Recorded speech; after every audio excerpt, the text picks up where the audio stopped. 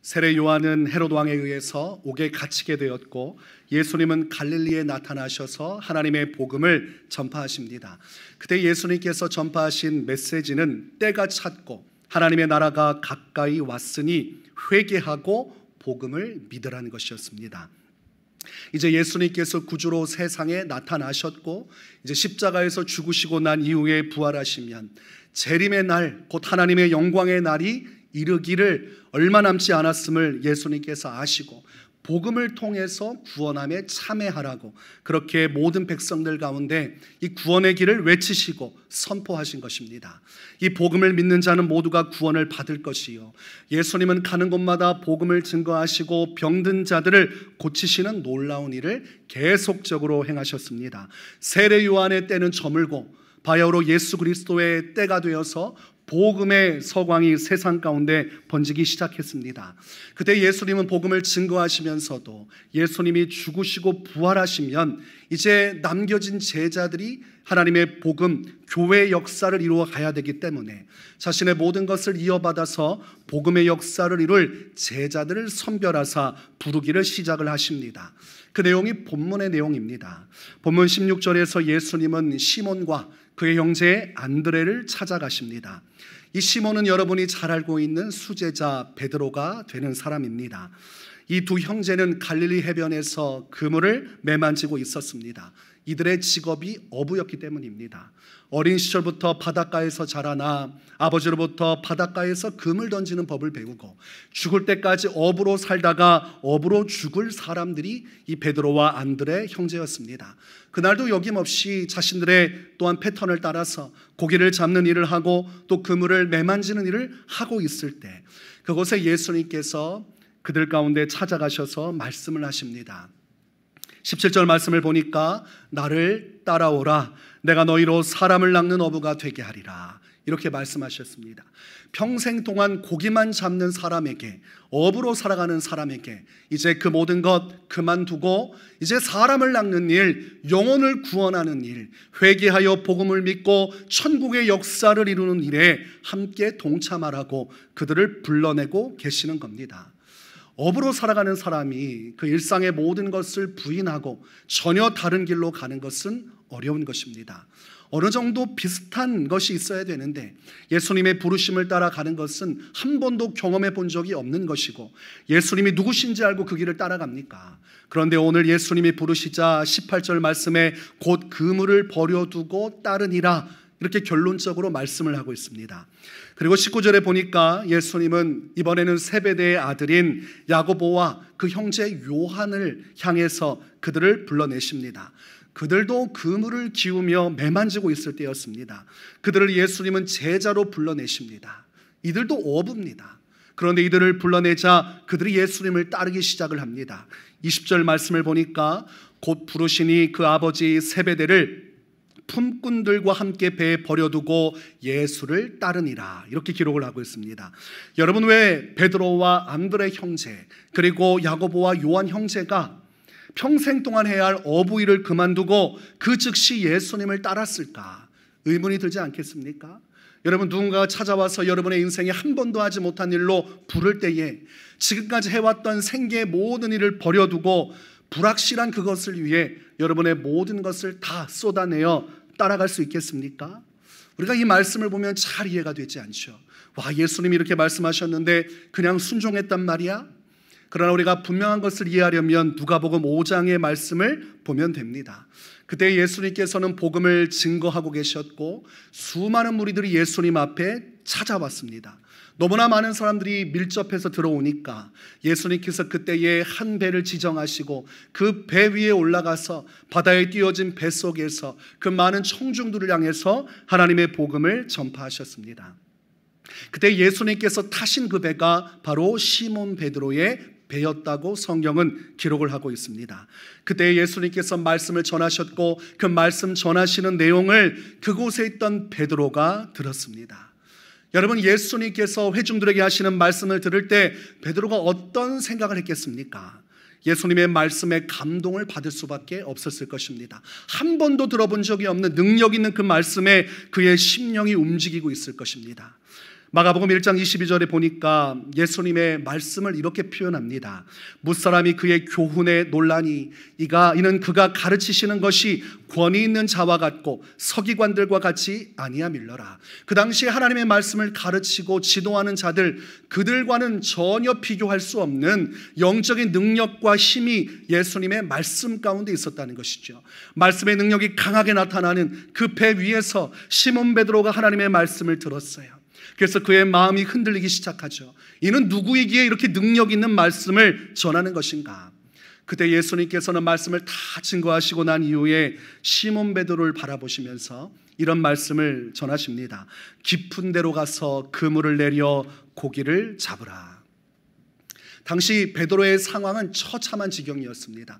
밤을 새워 고기를 잡으려고 했지만 한 마리의 고기도 잡지 못하고 완전히 허탕을 치고 말았습니다. 어부로서 자존심 상하는 일이지만 어쩔 수 없습니다. 어부는 자연의 환경과 섭리를 존중할 수밖에 없어요. 물때가 맞지 않으면, 또 상황이 여의치 않으면 어떤 날은 한 마리도 못 잡을 수 있고, 또한 모든 것이 잘 맞아떨어지고 수온이 잘 맞고 또한 고깃대와 잘 맞아떨어지면 엄청나게 많은 고기를 잡을 수가 있는 것입니다. 그날은 어떻게 해서든지 고기를 잡을 수 없는 날이요, 밤새워 노력해도 소용이 없었으니 예수님이 말씀하신 그때에 그물을 던진다고 해도 고기가 잡힐 리가 없습니다.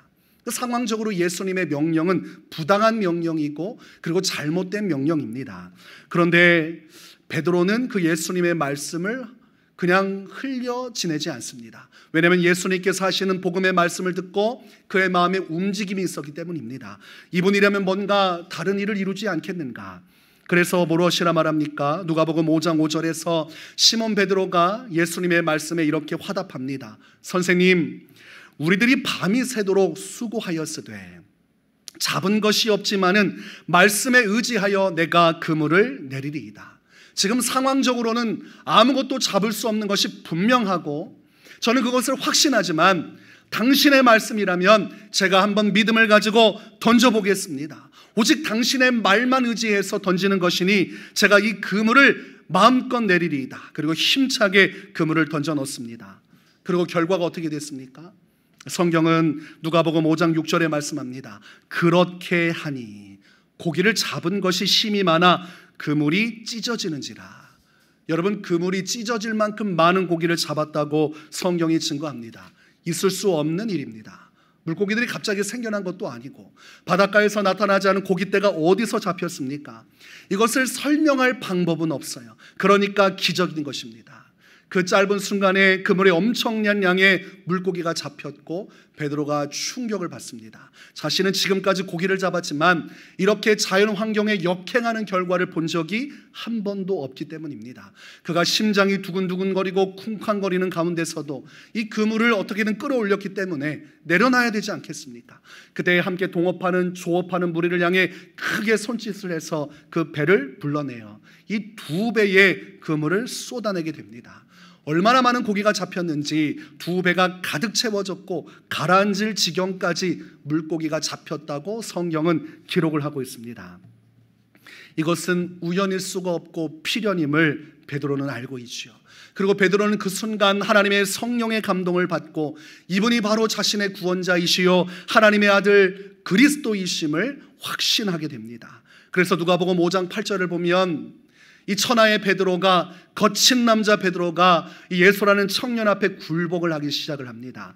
이렇게 기록합니다. 시몬 베드로가 이를 보고 예수의 무릎 아래 엎드려 이르되 주여 나를 떠나소서 나는 죄인으로소이다 하니. 이 고백은 성령의 역사하심이 그곳에 임했음을 의미합니다. 성령이 임하시면 사람의 죄가 수면 위로 올라오게 돼 있어요. 하나님이 임하시고 하나님의 거룩하심이 임하면 사람은 성령의 역사하심에 압도돼서 자신의 죄를 비추어 보게 되어 있습니다. 자신이 지금까지 어떻게 살아왔는지, 어떤 언어와 행동으로 살아왔는지 하나님 앞에서 온전치 못했던 자신의 죄가 다 떠오르면서 예수님 앞에 할 수 있는 말은 나를 떠나십시오. 나는 당신 앞에 설 자격이 없는 죄인입니다. 그렇게 회개를 하는 베드로의 모습이 기록되어 있습니다. 예수님께서 이 땅에 나타나시면서 외치셨던 그 말씀, 때가 찼고 하나님의 나라가 가까이 왔으니 회개하고 복음을 믿으라는 그 말씀이 오늘날 베드로의 인생 가운데 성취되고 있음을 확인할 수가 있습니다. 베드로라는 한 인격이 자신의 인생 전체를 변화시키는 예수 그리스도의 복음에 부딪히고 새로워지는 경험을 하게 되는 것이죠. 이전 것은 지나갔으니 보라 새 것이 되었도다.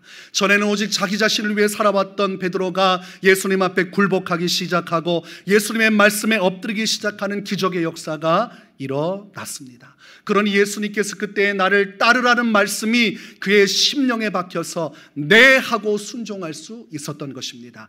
예수님만이 유일한 구원자시요 자신의 생명의 구원자이심을 깨달았기 때문에 자신의 모든 것을 내어버릴 수가 있었던 것이죠. 이때 이 모든 광경을 지켜본 사람들이 있으니 그들이 바로 야고보와 요한 형제였습니다.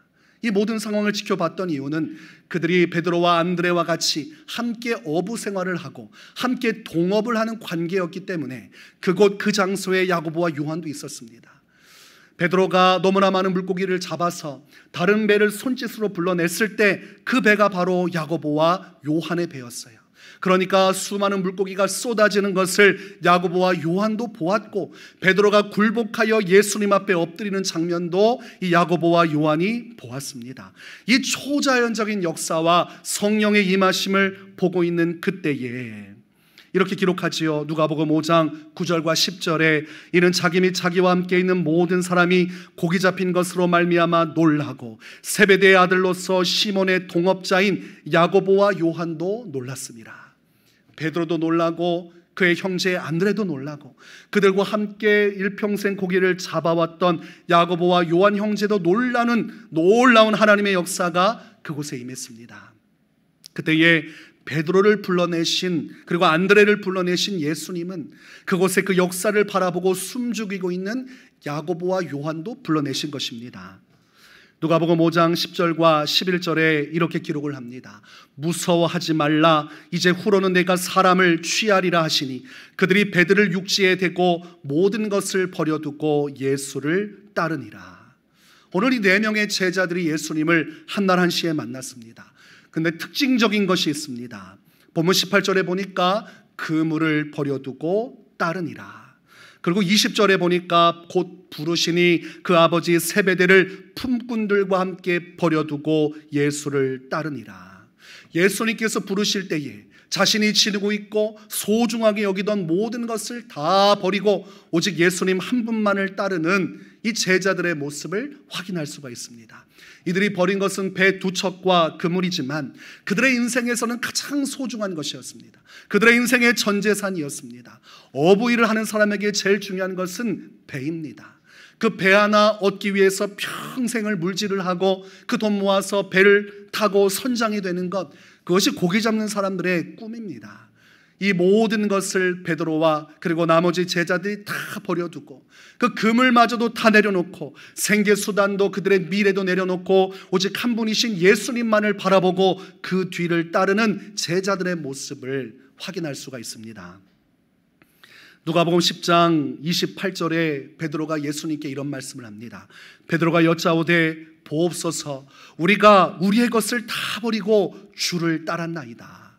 이것은 재확인시켜 주는 것이죠. 제자들이 누구도 하나 없이 다 자신의 것을 버리고 오직 예수님을 믿는 믿음만으로 그의 뒤를 따랐음을 분명하게 베드로의 고백을 통해 재확인하고 예수님께서도 베드로의 이 말씀을 부정하지 않으십니다. 도리어 그들이 하는 말을 받으시고 하나님을 위해 주의 나라를 위해 자신의 것을 버린 자에게 어떠한 하나님의 축복이 내려지는지 그것을 설명해 주고 그들을 위로해 주는 모습을 말씀을 통해 확인할 수가 있는 것입니다. 여러분, 이 본문의 말씀을 통해서 우리가 분명한 것을 깨닫게 됩니다. 예수님을 믿는다는 것은 자신이 가진 모든 것을 버려두고 예수님을 따르는 것임을 우리는 말씀을 통해서 깨닫게 되는 것입니다. 자신이 일평생 애용하던 배를 끌고서는 예수님을 따를 수 없어요.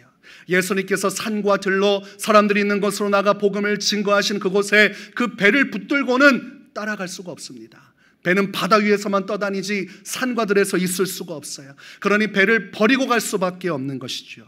그 그물을 다 뒤집어 쓰고서는 예수님을 따를 수 없어요.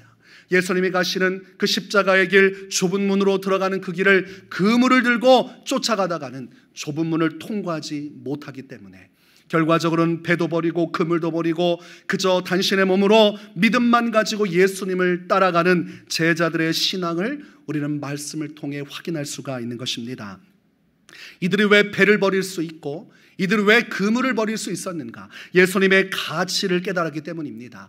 예수님은 어떠한 배보다도 고귀한 가치를 가지고 계신 우리의 유일한 구원자가 되시고 생명의 주관자가 되시기 때문에 아무리 비교해도 저 두 척의 배와 그물과 예수님을 비교할 수는 없는 것입니다. 이 땅에서 배를 통해서 수많은 고기를 잡고 돈을 벌고 부귀영화를 누린다 해도 저 예수 그리스도를 따라 영생을 이루는 것보다는 가치가 없다는 것을 이들이 성령의 감동을 통해 깨달았으므로 주저없이 다 버리고 오직 한 분이신 예수님의 뒤를 따라 급히 쫓아다니기를 시작했습니다. 요한복음 12장 26절에서 예수님은 말씀합니다. 사람이 나를 섬기려면 나를 따르라. 나 있는 곳에 나를 섬기는 자도 거기 있으리니 사람이 나를 섬기면 내 아버지께서 그를 귀히 여기시리라. 우리가 예수님을 믿는다는 것은 예수님의 뒤를 따라가고 있는 것이요, 오직 주님의 말씀을 따라 순종하며 살아가고 그 말씀을 따라 섬기며 살아가는 것인데, 그런 자들을 하나님 아버지께서 귀하게 여겨주실 것이라 말씀하고 있는 것이죠. 또한 요한복음 8장 12절에서 말씀합니다. 예수께서 또 말씀하여 이르시되 나는 생명의 빛이니 나를 따르는 자는 어둠에 다니지 아니하고 생명의 빛을 얻으리라. 세상은 나날이 어두워지고 죄의 깊은 수렁에 빠지고 마침내 하나님의 심판이 이 땅에 임하는 날, 그 어둠 속에 있는 자들은 모두 다 멸망에 처하게 되겠지만 오직 예수님 한 분만을 믿고 따른 그의 사람들은 그 빛 가운데 거하여 예수님이 계신 영원한 생명의 나라 천국에 이를 수가 있는 것입니다. 어둠이 아무리 드리워지고 세상 가운데 주의 진노가 임해도 예수님을 따르는 그 믿음을 따라 모든 것 버려두고 예수님만을 믿고 의지하며 따라간 인생들은 모두 다 영원한 생명의 빛을 누리게 되는 것입니다. 자신의 모든 것을 버리고서라도 예수님을 따를 만하지 않습니까? 내 모든 것을 부인해서라도 예수님께 모든 것을 쏟아낼 만한 이유가 되지 않겠습니까? 성경에 보면 하나님을 믿는다고 하면서도 내 것을 붙들다가 내 욕심에 매여서 세상 욕망에 매여 멸망한 사람이 있습니다. 그 사람이 바로 롯의 아내입니다. 하나님께서 고모라 성을 멸망시킬 때 이 소돔과 고모라 성에 불의 비와 같은 하나님의 심판이 내리기 직전에 하나님께서 아브라함을 생각하셔서 롯의 가정을 구원하기로 결정합니다. 그때 천사를 보내시고 급히 그 성을 떠나 하나님께서 주시는 피난처로 도망갔어야 되는데 롯도 급히 도망가고 그의 두 딸도 도망가는데 이 롯의 아내만큼은 그렇게 앞을 향해 뛰어갈 수가 없었어요. 뒤에 소돔과 고모라 땅에 있는 그 많은 재물들, 자신들이 누릴 수 있는 그 많은 세상의 금은 보화와 영광이 가득한 그곳을 생각하니 도저히 하나님께서 가라고 하신 곳을 갈 수가 없었습니다. 너무나 아깝고 너무나 마음이 아파서 뒤를 계속 돌아보고 그렇게 엉거주춤하다가 결국은 그 욕심을 내려놓지 못하고 하나님의 구원에 이르지 못하고 창세기 19장 26절에 롯의 아내는 뒤를 돌아보았으므로 소금 기둥이 되었더라. 살기 위해서는 다 버려야 되는 것이죠. 배가 파손하고 가라앉기 전에 뭘 합니까? 가지고 있는 배 안에 있는 짐부터 다 버립니다. 풍랑이 일면 자신이 살기 위해서 모든 걸 다 버려야 생명을 얻는 것이죠. 예수님을 믿는다면 세상의 욕망도 내려놓고 나의 욕심도 내려놓고 내가 쥐고 있는 것도 다 내려놓고 오직 예수님 한 분만을 믿는 믿음으로 날아가야 되는데 이 롯의 아내가 하나님 앞에서 그 믿음을 갖지 못했습니다. 누가복음 9장 62절에서 예수님은 말씀하십니다. 예수께서 이르시되 손에 쟁기를 잡고 뒤를 돌아보는 자는 하나님의 나라에 합당치 아니하니라 하시니라. 내 것 손에 부여잡고 세상의 욕심 그대로 간직한 채로 그렇게 머뭇머뭇거리면서 세상의 마음을 쏟고 그리고 구원을 잃고 싶지 않아서 하나님도 붙드는 자는 결과적으로는 하나님 나라에 입성할 수 없음을 성경에서 주님은 분명하게 하고 있습니다. 예수님을 믿을 것이라면 예수님을 위하여 모든 것을 버려두고 오직 예수님을 따르는 믿음이 있어야 한다고 성경은 말씀하고 있는 것입니다. 마태복음 19장에 한 청년이 예수님께 와서 질문을 던집니다. 그 청년은 영생에 대한 관심이 있었습니다. 이 땅의 삶도 참 중요하지만 죽은 이후에 내가 어떻게 될 것인가, 어떻게 하면 영원한 삶을 살 수 있을 것인가, 그 궁금증을 가지고 있던 청년이었습니다. 이 청년은 부유하였고 가진 것이 많은 사람이었습니다. 그때에 예수님께 다가가 어쩌면 제가 영생을 얻을 수 있습니까? 어떤 선한 일을 하여야 제가 생명을 얻을 수 있습니까? 묻자 주께서 말씀하시죠. 하나님의 계명을 따라야 할 것이다. 그땐 청년이 쉽게 대답합니다. 저는 어린 시절부터 하나님의 말씀을 지켜봤습니다. 그러자 예수님께서 마태복음 19장 21절에 이와 같은 말씀을 주십니다. 예수께서 이르시되 내가 온전하고자 할진대 가서 내 소유를 팔아 가난한 자들에게 주라. 그리하면 하늘에서 보화가 내게 있으리라. 그리고 와서 나를 따르라 하시니. 하나님의 말씀 계명을 따라서 선하게 살려고 노력한 청년이었어요. 그러나 그에게 부족한 것이 한 가지가 있었는데 재물에 대한 욕심이 컸습니다. 그는 이 재물을 하나님보다 더 소중하게 여기는 약점이 있었어요.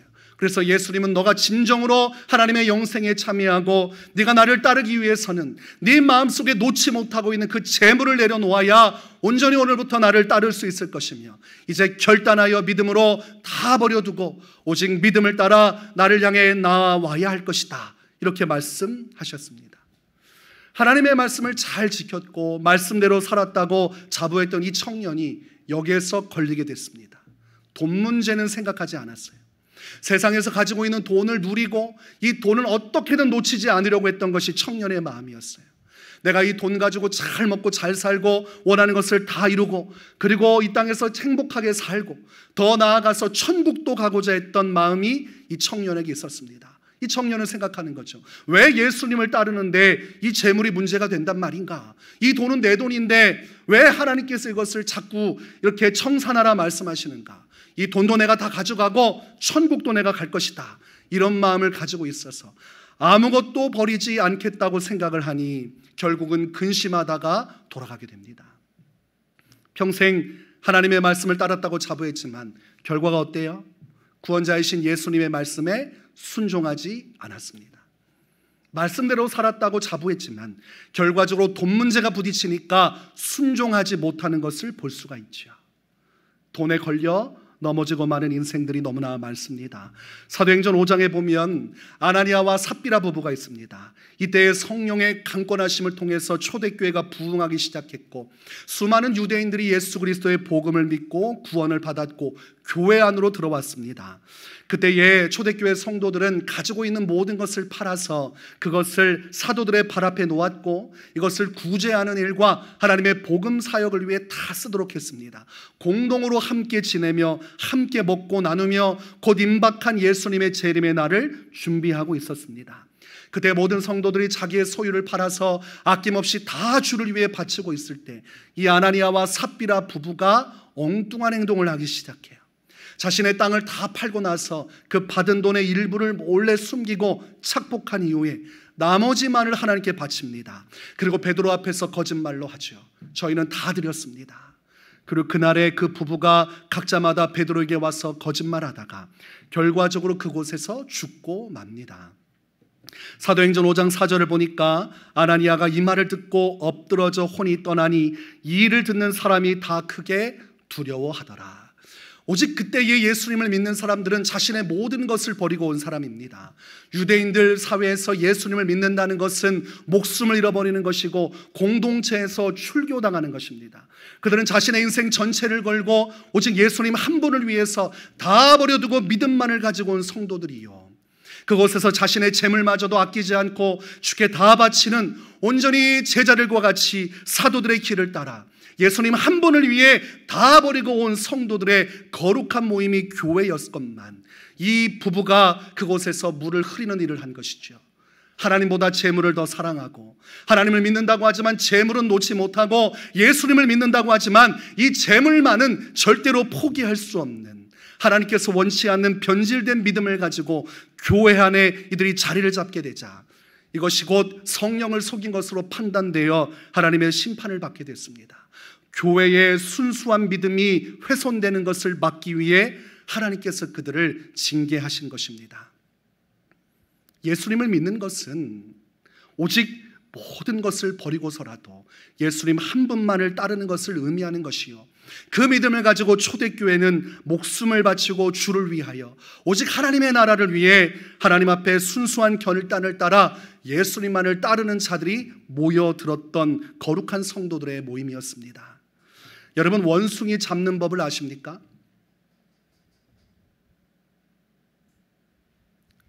지금 눈을 뜨고 주무시고 계신 것은 아니죠?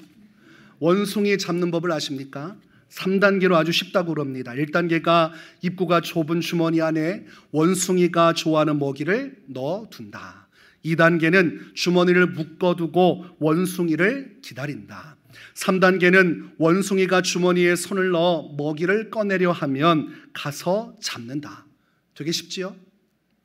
작은 바구니 안에다가 원숭이 손이 겨우 들어갈 만한 구멍 만들어 놓고 거기에 바나나 하나 던져 놓으면 원숭이 잡을 수 있다는 겁니다. 참 신기하지 않습니까? 원숭이가 왜 잡힙니까? 욕심을 내려놓지 못하다가 잡히는 거예요. 그 안에 들어간 바나나를 잡은 순간, 이건 내 거구나. 절대로 내가 이거 놓쳐서는 안 되지. 빼앗기면 안 되지. 그 붙들다가 사람이 다가오는데도 불구하고 그것 붙들다가 잡히는 것이에요. 바나나 내려 던지고 손을 쏙 빼서 도망가면 되는데, 사람이 오는 것을 보면서도 소리 지르면서도 이 바나나를 놓지 않고 욕심 부리다가 결국은 원숭이 요리가 되고 마는 것이죠. 여러분, 이것이 사탄의 전략입니다. 사람들로 하여금 돈을 사랑하게 만들고 재물을 일평생 붙들고 살다가 믿음 생활 온전히 하지 못한 채로, 예수님을 온전히 따르지 못한 채로 영원한 멸망에 이끌도록 하는 것, 그것이 마귀가 하는 것입니다. 디모데전서 6장 10절에 말씀합니다. 돈을 사랑함이 일만하게 뿌리가 되나니 이것을 탐내는 자들은 미혹을 받아 믿음에서 떠나 많은 근심으로써 자기를 찔렀도다.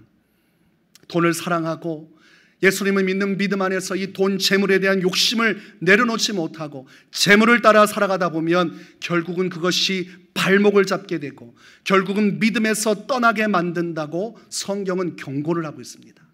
그러니 여러분, 돈을 사랑하는 것이 얼마나 무섭습니까? 돈을 사랑하는 것이 얼마나 큰 우상 숭배입니까? 예배하는 것보다 돈이 먼저가 될 때, 주의 복음을 전파하는 것보다 돈 버는 것이 먼저가 될 때, 주의 교회를 섬기는 것보다 돈이 인생에서 가장 큰 소망이 될 때, 그것은 예수님을 따르는 길이 아니요, 예수님을 믿는 길이 아니요, 믿음을 저버리고 세상으로 흘러가는 길로 나아가고 있는 것입니다. 여러분, 예수님을 따르는 자는 예수님을 위해 돈을 벌고 예수님을 위해 돈을 사용할 뿐입니다. 그리고 돈이 자신의 인생의 중앙에 그 보좌에 앉아 있지 않아요. 오직 예수님 한 분만을 따르고 그분을 위해 내 모든 것을 드리는 수단으로서 돈을 벌고 돈을 사용합니다. 그러나 돈을 따르고 돈의 중심이 된 사람은 돈을 벌기 위해 예수를 의지합니다. 장사가 잘 되고 기분 좋으면 신앙생활 하다가 장사가 바빠지고 어려워지면 신앙생활을 하지 않죠.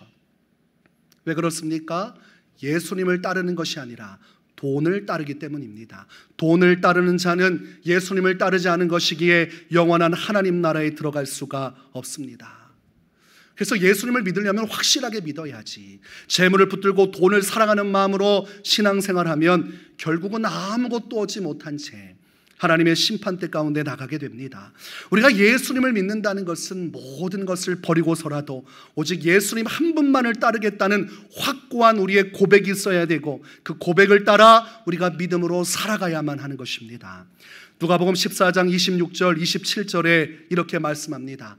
무릇 내게 오는 자가 자기 부모와 처자와 형제와 자매와 더욱이 자기 목숨까지 미워하지 아니하면 능히 내 제자가 되지 못하고 누구든지 자기 십자가를 지고 나를 따르지 않는 자도 능히 내 제자가 되지 못하리라.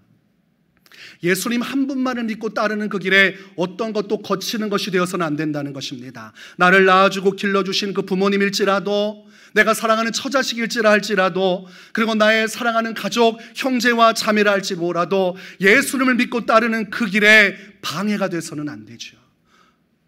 사람을 따라 신앙생활하다가 신앙이 붕괴되거나 오염되는 분들이 많아요.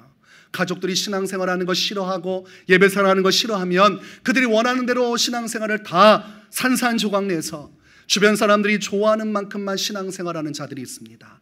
그것은 예수님의 제자의 길이 아닙니다. 예수님은 심지어 너의 목숨까지 미워하고 부인하면서까지라도 나를 따르라고 말씀하고 계십니다. 그래서 성경의 말씀을 우리는 부담이 되면 해석을 하지 않아요. 이런 부분들은 부담이 되면 야, 믿음의 사람들이 이렇게도 사는구나 정도로 누군가의 믿음의 모델이 되는 것이 아니라 그저 어떤 사람의 믿음의 모습 중에 하나나 보다 라고 나와 상관없이 여기지만, 예수님이 성경에서 하시는 제자의 길, 십자가의 길, 믿음의 길은 모든 성도들을 향한 것입니다. 오늘날 예수님을 믿는 자라면 누구도 이 계명에서 벗어날 수가 없어요. 여러분이 어떻게까지 해서 예수님을 따라야 됩니까? 사랑하는 모든 사람을 잃어버리고 모두가 내게 손가락질하고 나의 갈 길을 막는다 해도 내게 주신 예수 그리스도, 그분의 복음을 위하여, 주님이 주신 사명을 위하여 살아가는 자가 곧 예수님을 따르는 자요, 심지어 목숨의 위협이 와서 너 예수 믿으면 죽이겠다고 협박할지라도 그 가운데서도 여전히 예수님을 따르고 나아가는 것이 바로 주님이 원하시는 온전한 믿음의 길인 것입니다. 그래서 예수님은 그 길을 아무도 가지 않으려 한다. 다들 넓은 길로 가려고 한다. 그렇게 말을 하죠.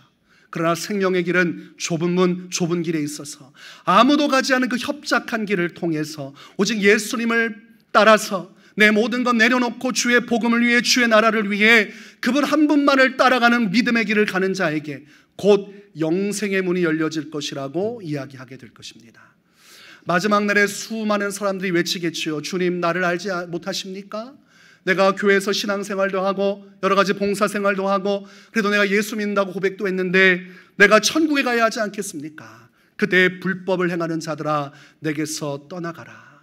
세상 욕심을 가지고 돈을 사랑하고 하나님의 복음과 주님의 부르심을 부정하고 세상의 죄악을 탐닉하고 오직 내 모든 것을 버리고 예수님만을 따르라 하셨건만 아무것도 버리지 않고 예수도 붙잡으려고 했던 신앙인들은 결과적으로는 불법을 행하는 자라 판단받게 될 것입니다. 그러면 오늘날 이 시대에 우리가 어떻게 예수님을 믿어야 되는가? 예수님을 믿고 따르고 버리고 살아가는 것이 무엇인가?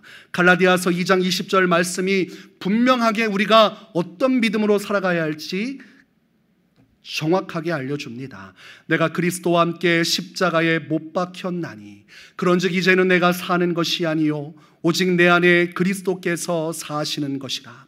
이제 내가 육체 가운데 사는 것은 나를 사랑하사 나를 위하여 자기 자신을 버리신 하나님의 아들을 믿는 믿음 안에서 사는 것이라.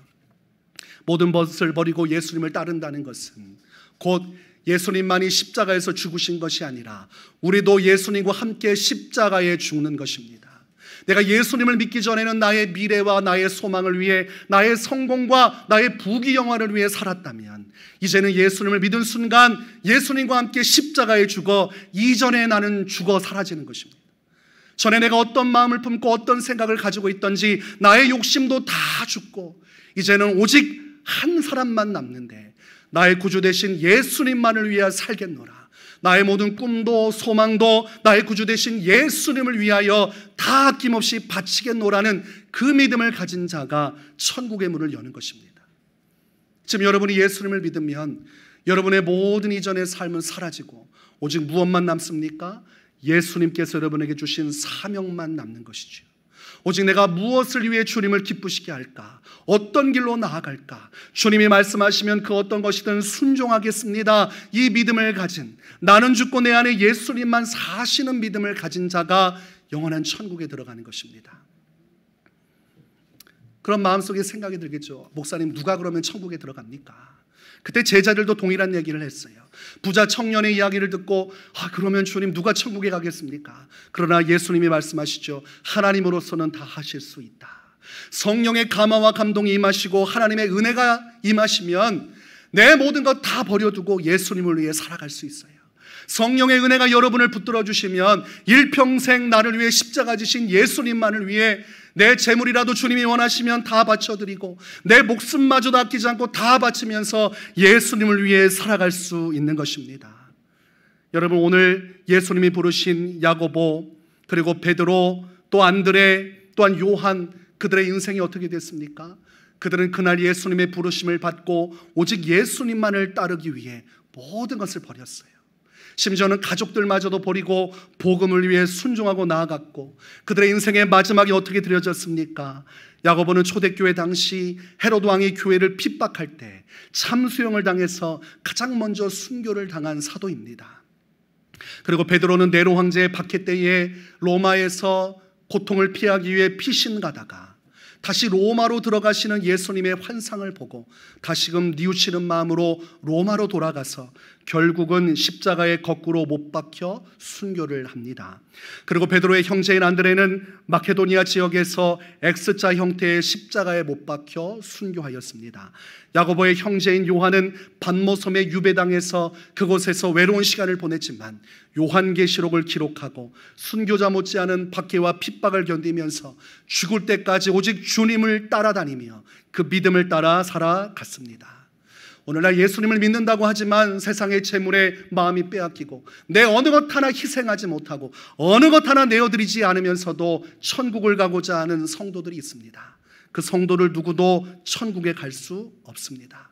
여러분이 믿는 예수 그리스도 안에서 나는 다 죽고 오직 내 안에 계신 예수님만 사시고 내 모든 걸 다 버리고 오직 예수님만을 따르는 믿음을 가지고 갈 때에 그때 하나님의 영광이 여러분에게 임하고 영원한 천국의 문이 열려지는 것입니다. 여러분, 분명하게 말씀드리지만 예수님을 믿되 말씀 안에서 바르게 믿어야 됩니다.